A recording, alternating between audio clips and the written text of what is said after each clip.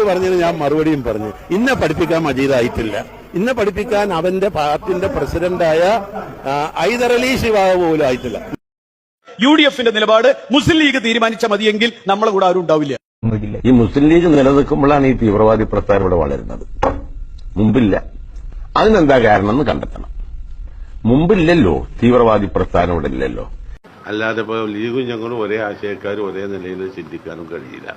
അവരെ പതാക തന്നെ മറിച്ചാണല്ലോ, പച്ചയാണല്ലോ.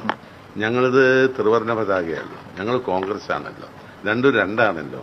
രണ്ടിനും രണ്ട് പൈതൃകാണല്ലോ ഉള്ളത്. ഞങ്ങളുടെ കാര്യം ഞങ്ങൾ നോക്കും. ഞങ്ങളും അവരായിട്ടുള്ള ധാരണ എന്ന് പറഞ്ഞാൽ മാനിഫെസ്റ്റോയിൽ മാത്രമാണ്. ആ പരിപാടി നടപ്പാക്കണില്ല. മനസ്സിലായില്ലേ? അല്ലാതെ ഇപ്പോൾ ലീഗും ഞങ്ങളും ഒരേ ആശയക്കാരും ഒരേ നിലയിൽ ചിന്തിക്കാനും കഴിയില്ല. ഒരു കക്ഷിയും ഒറ്റപ്പെടുത്താൻ ആരും ശ്രമിച്ചിട്ടില്ല. എന്നാൽ മറിച്ചാക്ഷേപങ്ങൾ പുറത്തുണ്ട്.